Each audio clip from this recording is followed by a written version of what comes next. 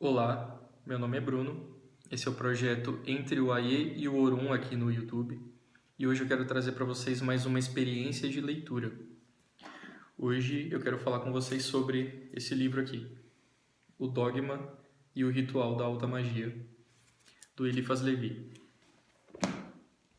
Então esse livro ele foi publicado pela primeira vez na Europa em 1855 e o autor dele, o Eliphas Levi, foi um estudante de magia importantíssimo, né, para o movimento da magia aí no final do século XIX e virada do século XIX para o século XX.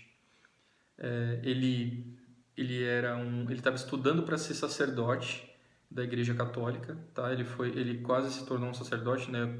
A gente diria assim um padre. Ele quase se tornou um padre da Igreja Católica, mas ele se apaixonou por uma garota durante um dos seminários que ele fazia. E aí ele largou o sacerdócio, apesar de continuar sendo um diácono, né, e continuar sendo católico de religião. Ele deixou a carreira clerical, vamos dizer assim, e passou a ser um estudante e praticante de magia.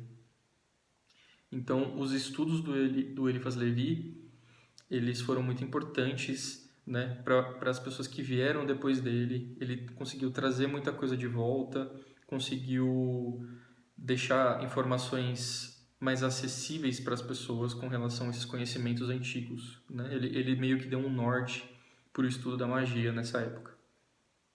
Esse livro aqui especificamente, O Dogma e o Ritual da Alta Magia, ele é um tratado de magia.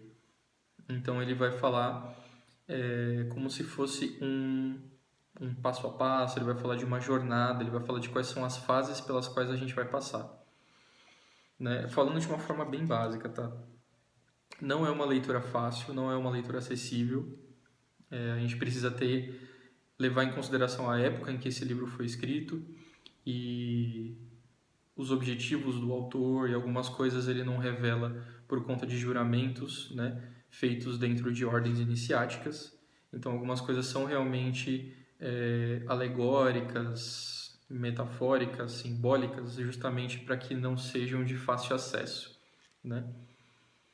Mas eu acho que nada é impossível, tá? Se você quiser investir nessa leitura e você já tiver um certo arcabouço de alguns conceitos mágicos, você consegue progredir sim e tirar a informação desse livro. A estrutura dele, do Dogma e do Ritual, ela é da seguinte maneira. São 2 livros dentro de um, tá? Então você tem o livro O Dogma e você tem o livro O Ritual. Cada um desses livros, cada um desses dois, o Dogma e o Ritual, são divididos em 22 capítulos. Ou seja, ele estruturou a progressão da ideia que ele trata no livro em cima dos arcanos maiores do tarô, dos 22 arcanos maiores do tarô. E as suas relações, por exemplo, com o alfabeto, com as 22 letras do alfabeto hebraico.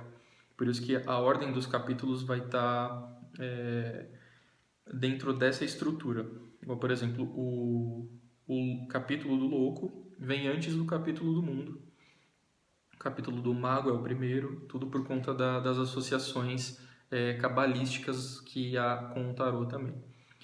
Então, assim, esse livro ele vai falar, sim, de tarô, ele vai falar dos arcanos maiores do tarô e do tarô de uma maneira geral, mas não só isso. A estrutura dele é em cima assim, o meu entendimento é que a estrutura desse livro ela é baseada nesses 22 arcanos maiores por conta do aspecto de jornada que os arcanos maiores têm, né? Então esse livro ele vai ser essa jornada que o iniciado, que o mago, que o estudante de magia vai percorrer dentro da magia no seu estudo teórico e na sua prática, né? Dentro da magia ritual. Então esse tratado de magia que ele traz aqui, né, dentro dessa estrutura, seria falando dessas fases e dessas etapas e dos estudos tudo de uma forma progressiva estruturado em cima desses 22 arcanos maiores do tarô, que é muito interessante, que faz esse livro ser simbolicamente muito interessante trazer muito conhecimento para quem se interessa nesses estudos, tá? Tanto não só do tarô, mas de esoterismo de uma maneira geral, magia e ocultismo.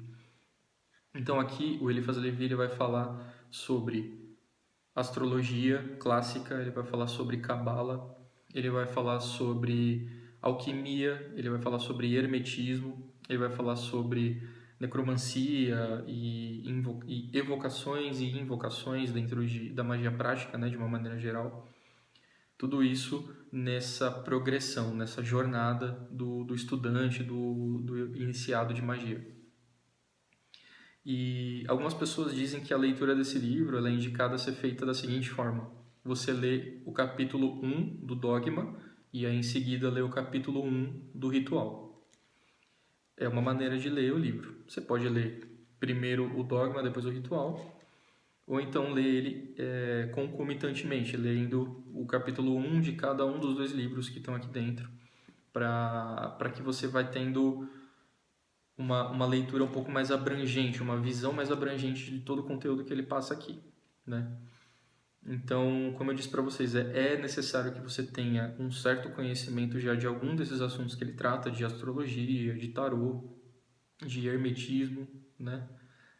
Que você já tenha lido alguma coisa sobre isso para facilitar a sua leitura, né? Porque ele não é um livro introdutório, nem nada do tipo, e nem é um livro feito para profanos, vamos dizer assim, né? Pessoas não iniciadas nas escolas de magia. Mas eu acho que a leitura dele é totalmente possível, sim, como eu já disse, atrelada à pesquisa, atrelada a um arcabouço de estudo, atrelado à sua vivência com a magia e com essas ferramentas oraculares e com essas filosofias. Você consegue extrair muita informação interessante, muito conhecimento desse livro, tá? E foi um livro que me impactou bastante quando eu li, mudou bastante a minha forma de enxergar algumas coisas, por isso que eu quis trazer ele para falar nesse vídeo aqui para vocês, tá? Então, essa é a minha experiência de leitura de hoje. Espero que vocês tenham gostado e até o próximo vídeo. Obrigado!